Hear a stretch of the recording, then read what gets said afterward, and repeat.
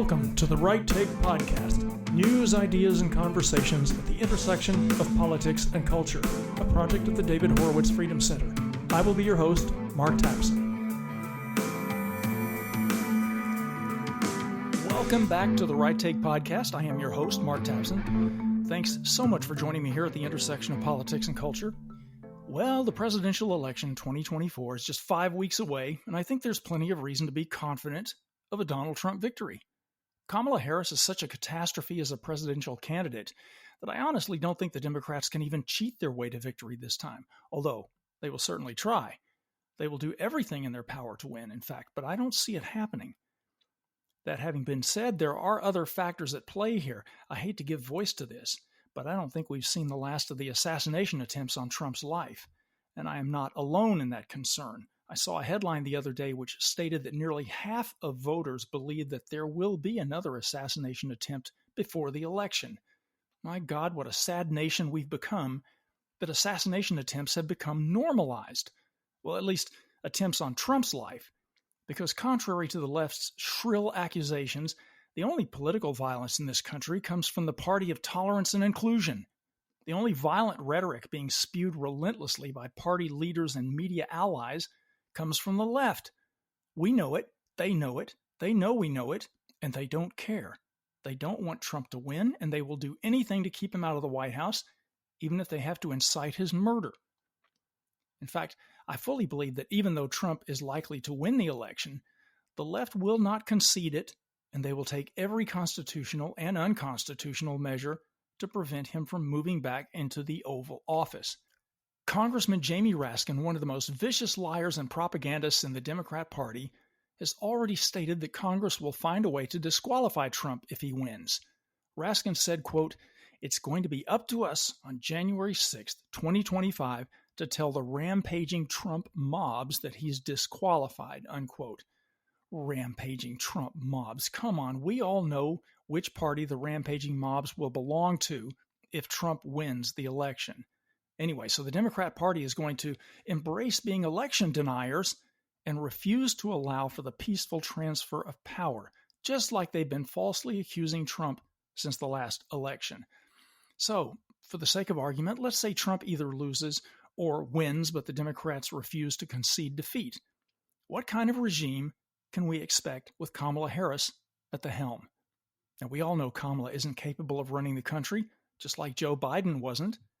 The current Democrat regime has been, and will continue to be run by Barack Obama and Susan Rice, with an assist from Valerie Jarrett. But Kamala will be the figurehead. What kind of government will she be fronting? Well, it will be an authoritarian state wielding power to an extent we have never seen before, run by ideologues more radical than we've ever seen before. And speaking of authoritarian state, my guest today has written a book addressing just that sort of threat and outlining the steps Americans need to take to get our government and our country back on track. As always, I have read the book. I don't like to have guests on if I haven't thoroughly immersed myself in their arguments. And I can personally vouch for what an essential read this book is. So stay tuned. You don't want to miss this conversation. And let me say, as always, please take a moment to subscribe to The Right Take if you haven't already, so you can keep up with the conversations we are having here with important thinkers, writers, pundits, scholars, and storytellers. And if you like what you hear, a positive review would be greatly appreciated. Thank you, and don't touch that dial.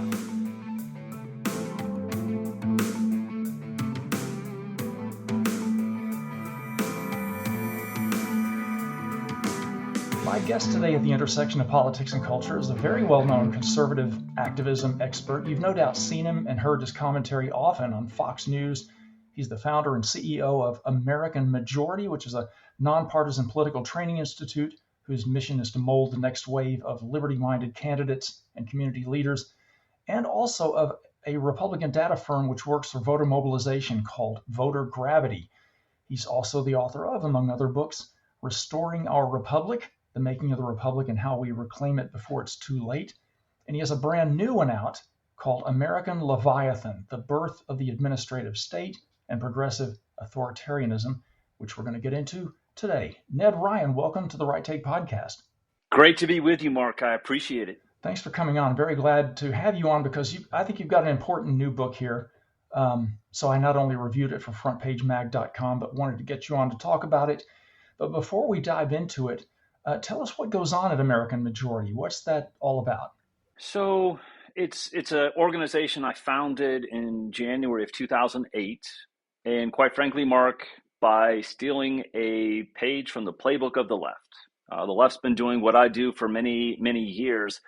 And the idea with American Majority was to go in a strictly nonpartisan way. We do not advocate a party. We do not advocate partisan candidates, but to go in and equip good men and women at the state and local level that are interested in running for school board or county commission or city council or state house, state senate, and equipping them with the tools necessary to be effective in achieving a certain office. And Mark, the point I've made along the way for the last, we're in our 17th year, which is crazy. Politics is policy. If you don't like the policy, maybe think about winning politically, because those who win politically are the ones that actually get to implement policy. And I have to tell you, I think those on the right in this country have spent a lot of time investing in the wrong things, too much intellectual ammunition, if you will, with think tanks and white papers, which I will say this, even though I'm not a fan of most think tanks and their white papers, there is a need for intellectual ammunition. There's been an overinvestment into that work. And it'd be nice if we actually put more time and effort into actually achieving the political power necessary to implement the right policy. And then things kind of take care of themselves at that point. I think that's one of the reasons that David Horowitz likes to call the Freedom Center not a think tank, but a battle tank. And that sounds right, like a do tank. Yes. What is the website there? What's the American Majority website? So AmericanMajority.org is that website. I know you mentioned voter gravity, so votergravity.com I think is another interesting thing that I've worked on for 11 years, which is crazy to think about. So AmericanMajority.org for the training. And we also train activists too, by the way, Mark. We want people who want to be more effective in their local communities and states to really understand what are the most important things they can be doing for the most leverage to achieve their goals. So we do a lot of activist training as we're doing the future leader candidate training as well. That is fantastic. That's work that the conservative side really needs to be done. You're right. That's something the left does well, and we are behind in that respect. Do you mind if I bring up one more thing that I work on? Because I think it's truly important at this point where we are right now. By all means. American Majority Action is our C4. And after the midterms in 22, literally within about 2 weeks, after I picked myself up off the floor and realized we had missed I thought a very glaring opportunity in the midterms that I was determined never to miss again, which is exporting the Florida GOP's absentee ballot early vote model to key battleground states in 2024. So thankfully, I was able to persuade some donors beginning of 2023. We did some pilot projects in Virginia and Louisiana in the off year to lay the groundwork for our work in 4 different key states this year, in which we've put robust teams into place to generate more ballots, absentee ballots, among mid to low propensity voters, and then to chase them in. And Mark, rule of thumb is, let's take Arizona, for example. There's about 1.1 million Republican ballots. There's probably 200 to 250,000 Republican-leaning independent absentee ballots. For you to be successful in a chase, which will be about 4 weeks in Arizona, October 9th is when they drop through November 5th, and early voting starts on the same day in Arizona, you want to have no less than 80% of those ballots come in, preferably 82 or 83, maybe higher. And those that don't have ballots, you want them to get out and vote the very first day early voting starts. Why? It's the economics of early voting, Mark. We have done the math. If you will vote the day you get a ballot or the day early voting starts, you're probably going to cost organizations like me $10 to $12. If you wait a couple weeks, that cost goes up $20. People go, why? Well, it's because maybe another door knock, maybe another call, maybe some more text, maybe another postcard reminder. If you wait until election day, your vote might cost me and all the other groups combined, right, and the money that we've spent to try and get your vote in, $100. And Mark, the question I always ask of people who say, I'm going to vote on election day, my first question is, why do you hate me? Why do you hate Donald Trump? because what you're doing is soaking cash out of us that could be used effectively in other places. And at the same time, you might not like the rules of the game, the current rules. They're the rules. You might resent them. You might not like them. Win this game by these rules. And when we win the game by the rules, we can have a conversation about changing the rules. But you can't have that conversation until you, back to one of my previous points, win. Those who win politically get to make change. If you do not win politically, all you're doing is howling at the moon. Good point. Well, thank you for that work that you're doing. That's incredibly important. Conservatives, let's talk about your book. Conservatives have been talking for a long time about reducing this bloated whale of our government, at least as far back as Reagan. But not only does the state never get any smaller, it just keeps snowballing and aggrandizing more power, more tentacles. What would the founding fathers think of what we have allowed to become of this limited power constitutional republic that they left us? Well, they'd be horrified. I mean, so in the book, I know you've read it and done a review, which I appreciate.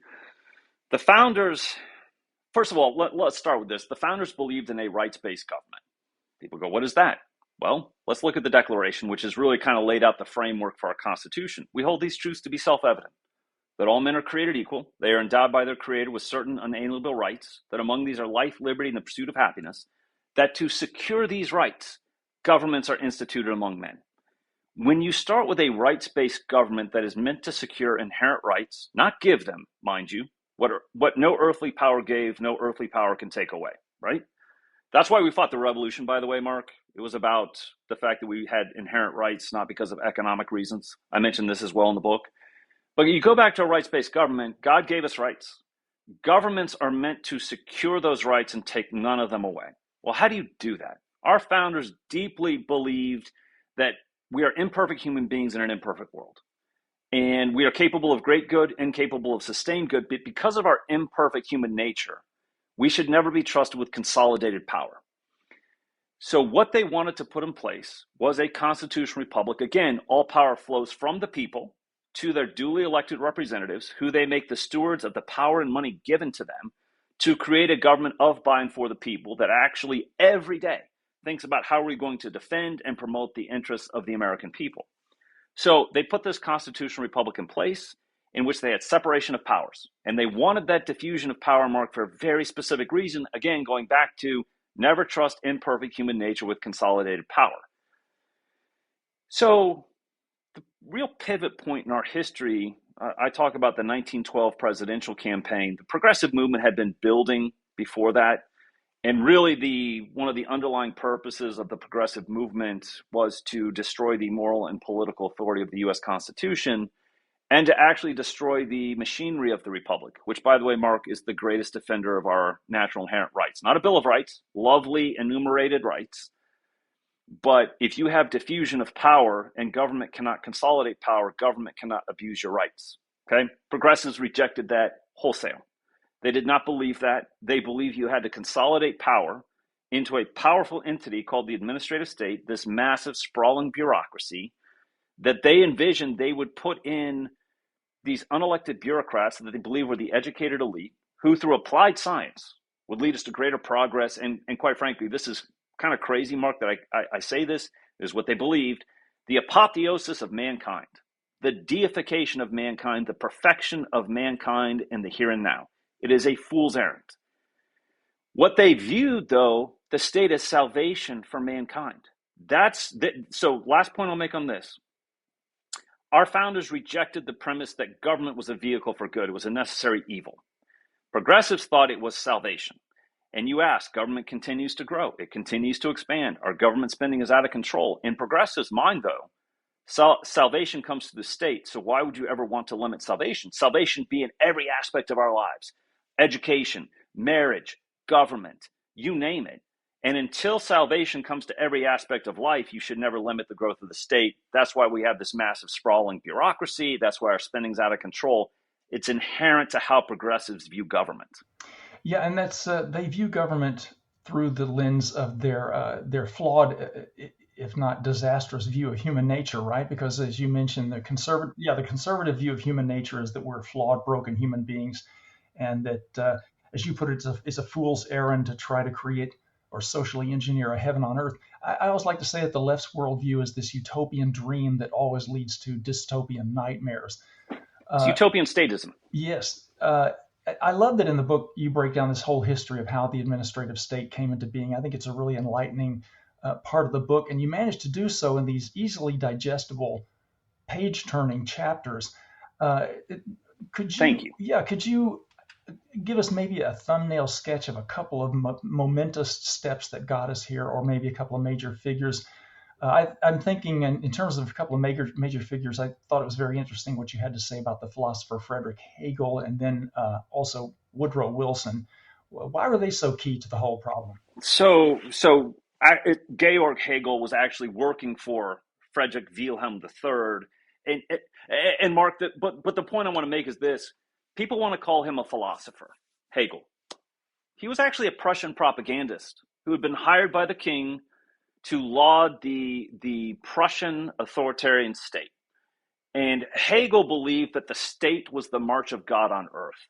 The state decided what science was. It decided what objective truth was. It decided everything. And out of that flowed, it was a living organism to Hegel, that the state was this living organism that subsumed everything else, corporations, individuals, individual rights. And if the state deemed it to the benefit of the state, it would give some of those rights back. Okay, so Hegel was deeply influential on our progressive movement in America. Why? The nexus point is this. In the late 1800s, we really didn't have a university and college system for advanced degrees. So a lot of these people that wanted advanced degrees went over to Prussia. They went to France.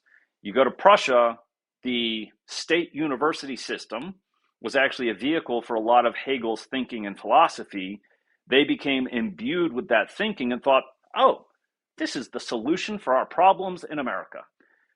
So they come back, Woodrow Wilson, all these other, I call them there's four horsemen of the progressive apocalypse: Woodrow Wilson, Herbert Croly, Robert La Follette, Theodore Roosevelt. The other ones I mentioned, Frank Goodenow, John Burgess, who I would definitely love to talk about, especially Burgess here in a few moments, came back and said, our constitutional republic does not hold the answers for America as we are about to enter the 20th century. The separation of powers in Woodrow Wilson's thinking was a bug, not a feature. They thought that we need to actually build this administrative state with an educated elite to bring progress to our country. And the thing that they weren't even shy about this, Mark. They were not shy about their assault, their regime change on the constitutional republic. I quote Wilson at one point. He was actually giving a July 4th address in which he said, if I remember correctly, we are not bound to adhere to the ideals of the signers of the Declaration of Independence. We are as free as they are to make or unmake governments. So the progressive movement from day one, over 100 years ago, set out to unmake the government that our founders had put in place. And I think some people listening to this will go, well, that's kind of shocking. What do you mean? Yeah, we've been experiencing slow regime change over the last century that has gradually accelerated to the point now. And I think this is where you see a lot of this heightened intensity in some of our political discourse. Why won't you dirty little peasants just accept what's best for you? Because we are the educated elite, and if you don't submit, there will be consequences. Yeah, you've even got a chapter in the book. I love the chapter titles, by the way, but you got a chapter, When Threatened, the State Strikes Back. Yep. No, I've gotten to the point where I view, after watching what they've done to Donald Trump over the last decade, most of the last decade, the DOJ and the FBI being weaponized against him. Let's not forget, and I mentioned this in the book, the FBI took the Steele dossier, which they knew was fake, and they still secured 4 FISA warrants to spy on Donald J. Trump, backdoored to spy on Donald J. Trump. And the DOJ has been weaponized against him. This lawfare that's been taking place, I firmly believe, originates from Biden's DOJ. And they have viewed themselves, though, but if you back up even a little bit more, the DOJ, the FBI, and other parts of the administrative state that have this immense power view themselves as more of a Praetorian Guard to defend the state instead of what they were supposed to do, which is actually be defenders of the rule of law and the rights of the American people. But that's where you end up. That's why in the subtitle I say the birth of the administrative state and progressive authoritarianism, in which powerful departments and agencies arise out of this progressive administrative state, and they view themselves as operating and existing more for the benefit of the state than the American people. Yeah, the Russia collusion hoax, I think you mentioned in the book that that's really the point at which these polar opposites of the Democrat and Republican ideas about governance really became starkly visible. Yeah, no, I mean, I've told Trump this. We were sitting in Bedminster summer of 22, and I said, sir, I have to tell you something. I know I've kind of mentioned some things along the way, but I really want to put a fine point on this. When you showed up in Washington, D.C., January of 2017, as the duly elected president of the United States, you essentially declared, I'm the duly elected president of the United States. I'm the one who decides both foreign and domestic policy. And the administrative state and its allies in the Democratic Party, quite frankly, the establishment Republican Party and the corporate propaganda said, we don't think so. But it all comes down to who decides. And he looked at me and goes, fascinating. I'm like, it's really what it is. It's a clash of two very different governing philosophies. And a republic, it's the duly elected representatives of the people that are doing the true governing. But in an administrative state, it's the unelected bureaucrats. That's what they envisioned day one over 100 years ago, Mark, was that these unelected bureaucrats would do the actual governing and directing of society. So what you're really seeing play out, Donald Trump is not a traitor to his country. He's not colluding with Russia. The Ukrainian quid pro quo hoax, again, all these things are done over policy differences, who decides, and different governing philosophies. That's what you're seeing playing out in D.C. right now.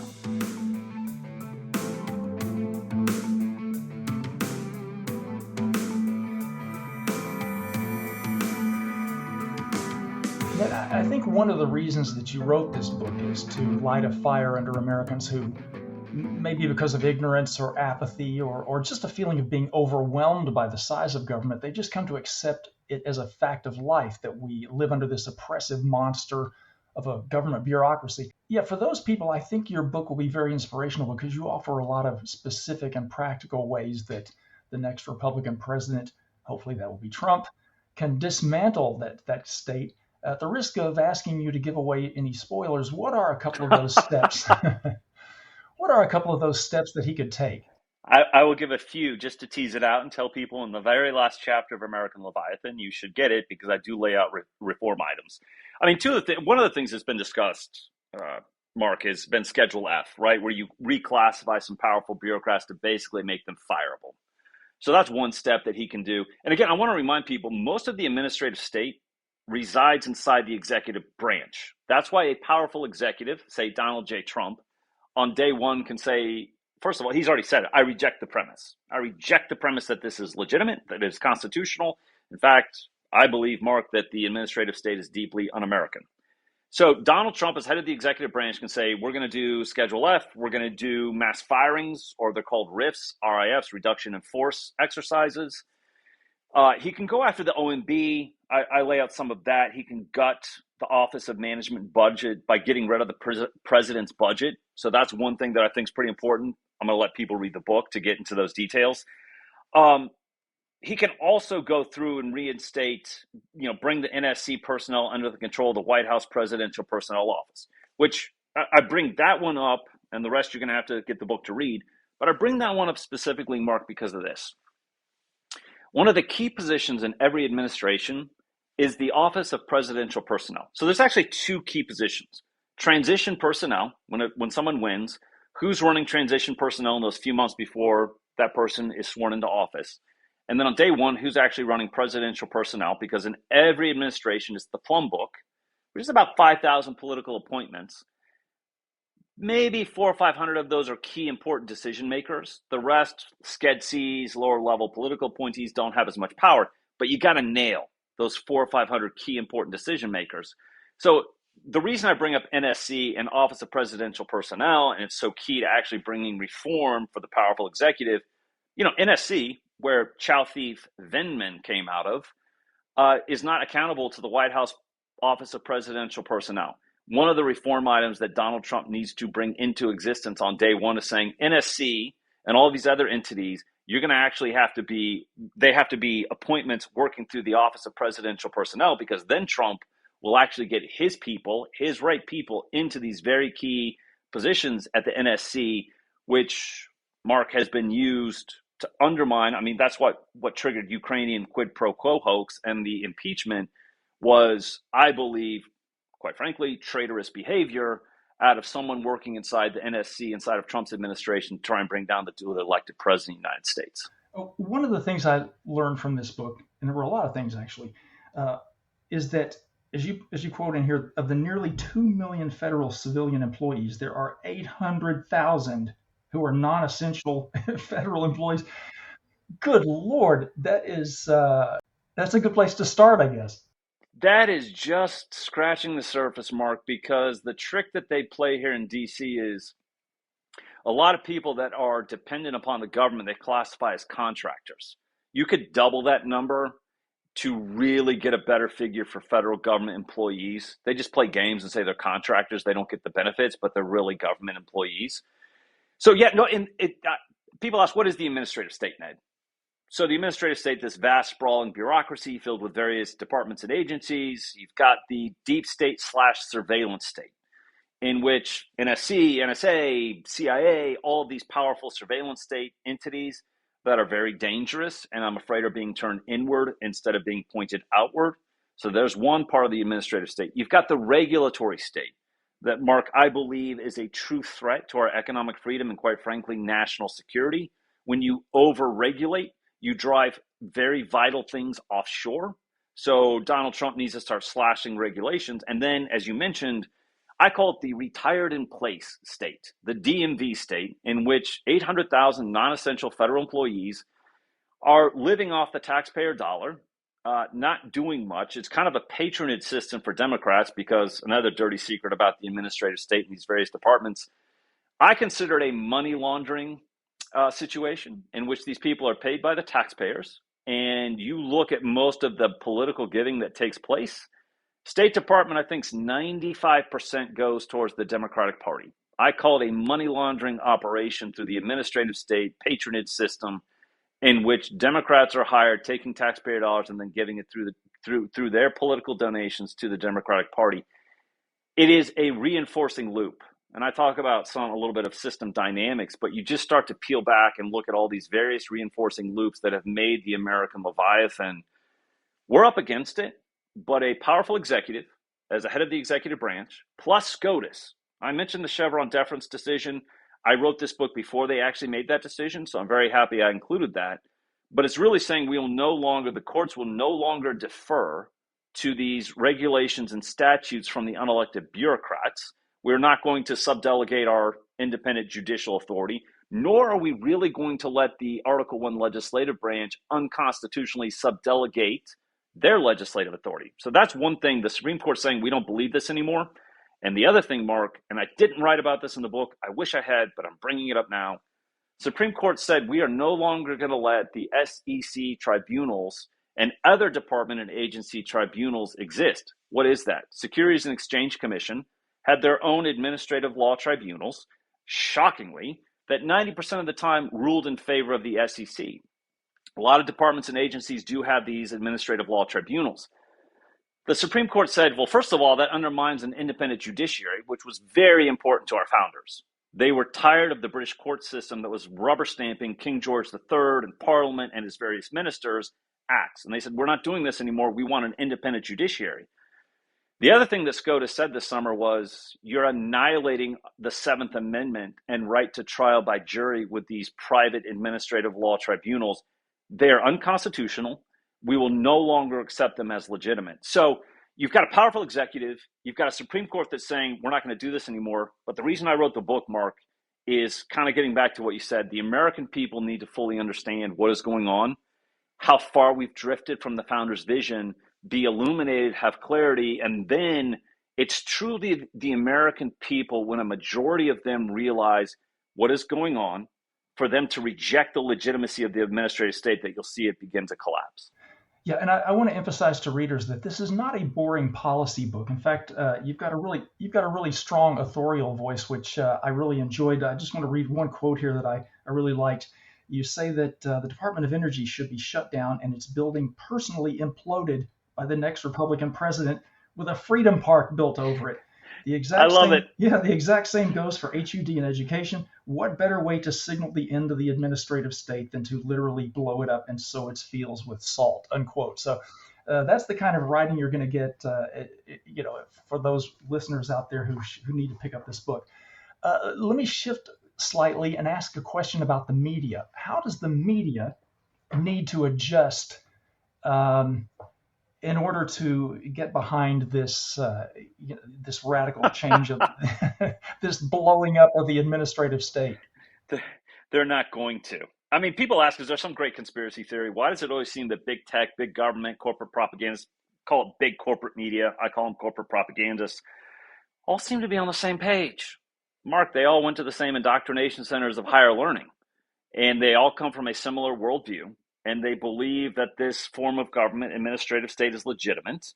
And when they see something that they believe is an existential threat to the status quo, permanent DC, the administrative state, like Donald J. Trump, it is a hive swarm.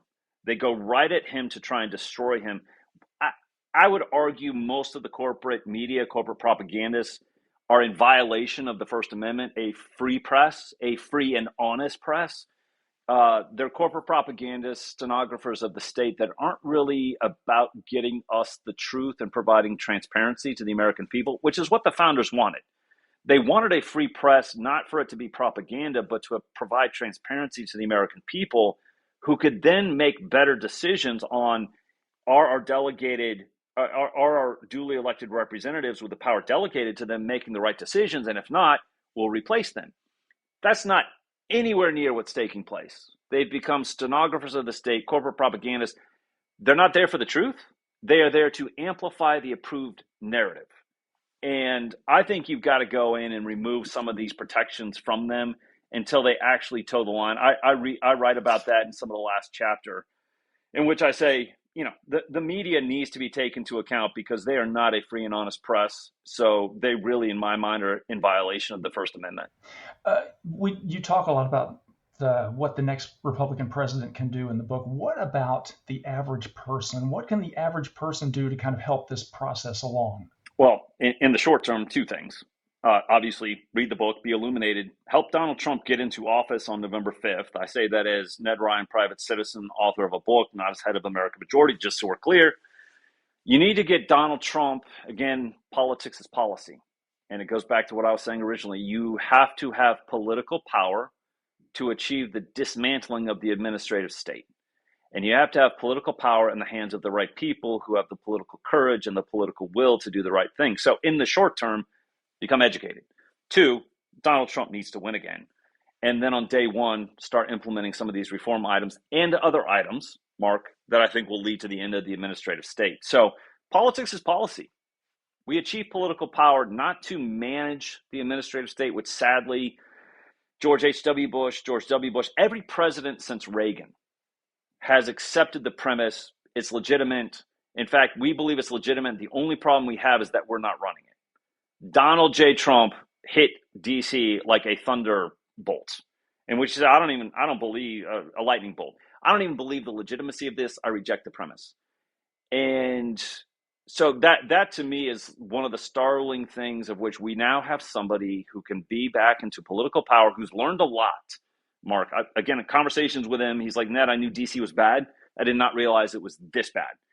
And so I've tried to communicate to him, well, the foundation of the swamp, sir, is the administrative state.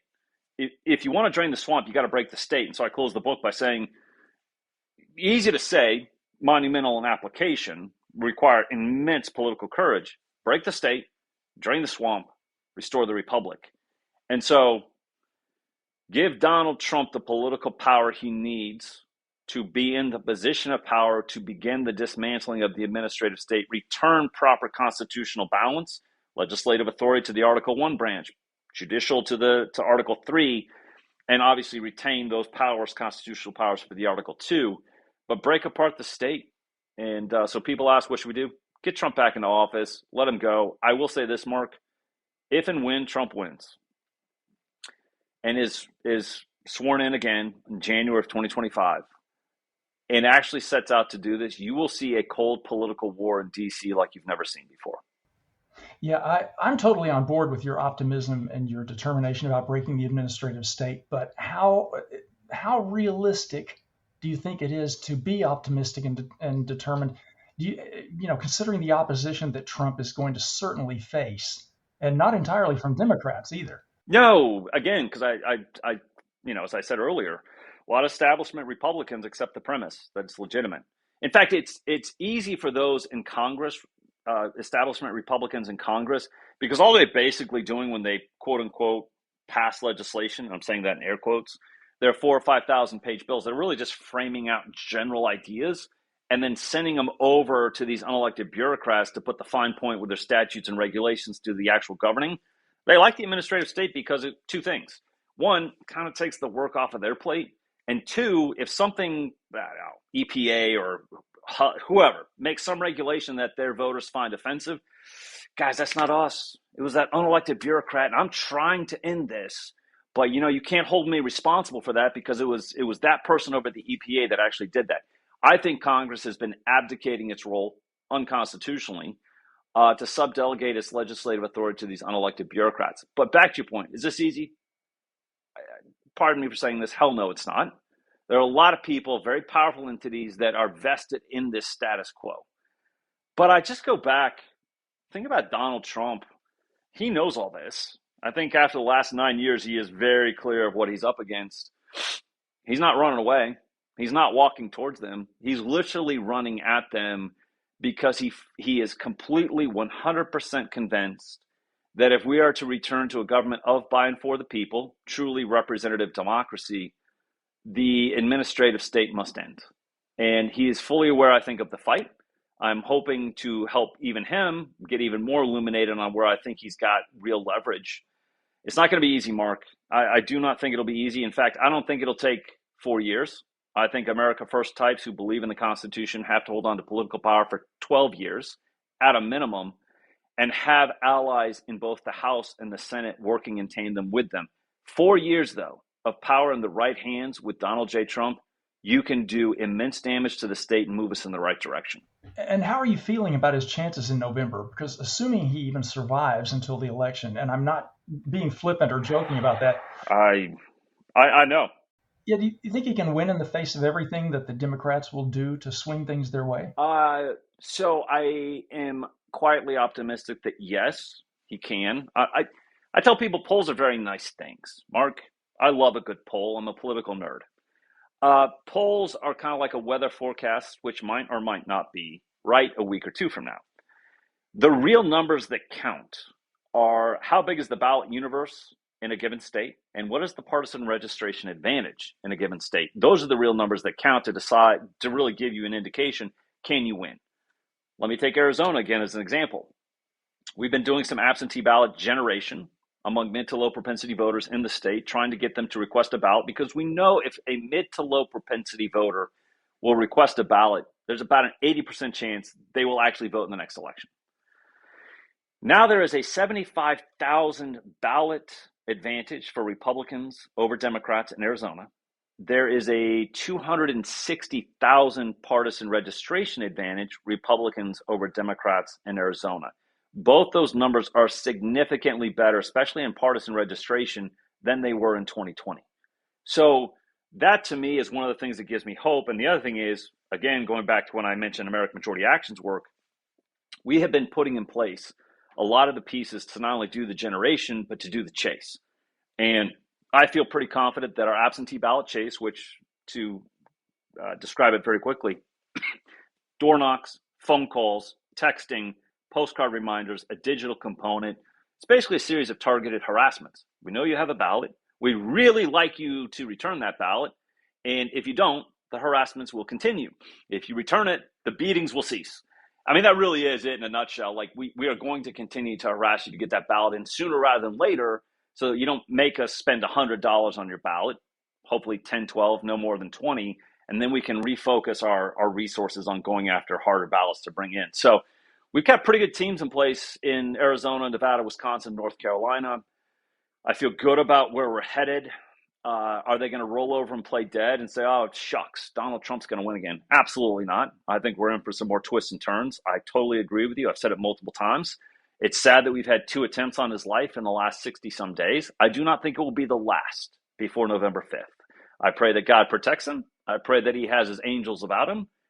And when you corner a raging beast like the Leviathan, it's one of the most dangerous times ever. Ned, what is the best place to go to keep up with what you are doing? Are you a social media guy? I am. I have way too much fun on. I hate that Elon Musk calls it X now. I'm much prefer Twitter because I tweet on Twitter. I don't like saying I post on X. It just seems clunky. I'm on Twitter at Ned Ryun. It's NEDRYUN. So I would encourage you follow me on X. Some of my best tweets, Mark, between you and me and those listening, my best tweets come when my wife is not around. Although I say that jokingly because she has saved me from saying some things that I would deeply regret. So you can find me on Twitter, X, at Ned Ryun, NEDRYUN, AmericanMajority.org, VoterGravity.com. And again, you can find the book, Amazon.com, Barnes & Noble, Books A Million. I saw it some other places as well, but go grab a copy of the book. I think, again, I tried to write it, Mark, and I appreciate you saying I want it to be as approachable as possible, as quick as possible, that people don't get bogged down, but at the end go, holy cow, what is going on in this country?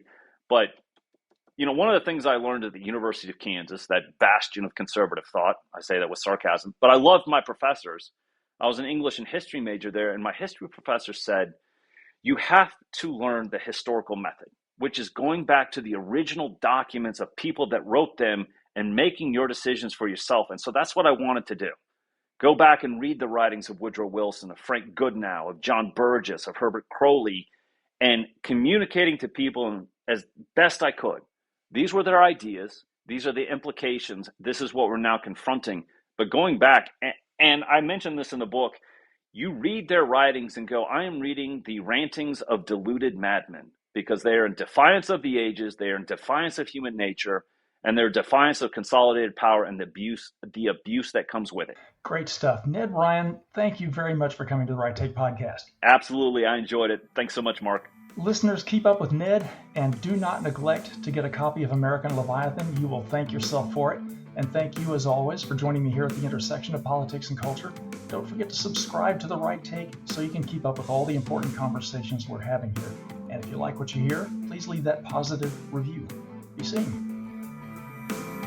The Right Take with Mark Tapson is a project of the David Horowitz Freedom Center and Front Page Magazine. Unauthorized reproduction of this podcast without express written consent is prohibited.